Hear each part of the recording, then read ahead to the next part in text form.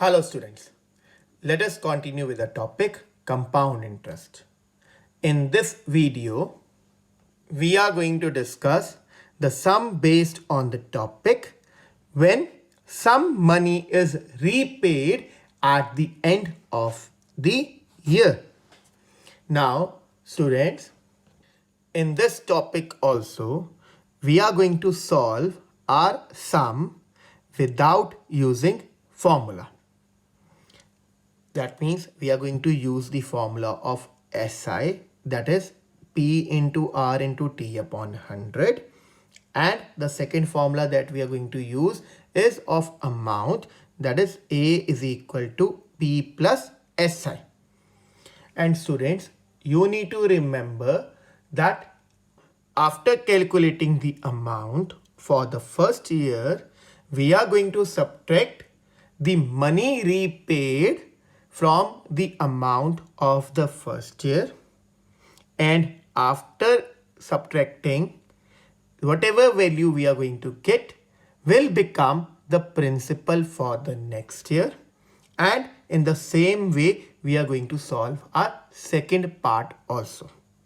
So let us discuss one example based on this topic. The example is Ranbir borrows rupees 20,000 at 12% CI if he repays rupees 8,400 at the end of first year and rupees 9,680 at the end of second year.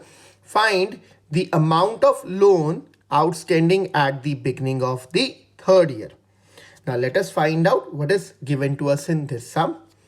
So this rupees 20,000 is principal, 12% is rate percent, rupees 8,400 and 9,680, they are the amount of money repaid at the end of first and second year respectively, and we need to find the amount of loan outstanding at the beginning of the third year.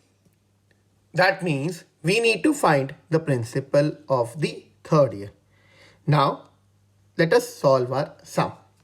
Now, for the first year, we are given that principal is rupees 20,000, rate is equal to 12% per annum, time is equal to 1 year. Now, we are going to apply the formula of SI. SI is equal to P into R into T upon 100. On substituting the values, we get 20,000 into 12 into 1 upon 100. Now we are going to do the cuttings of these two zeros with these two zeros. And on multiplying 200 with 12, we get the value of SI is equal to rupees 2,400. Now we are going to apply the formula of amount.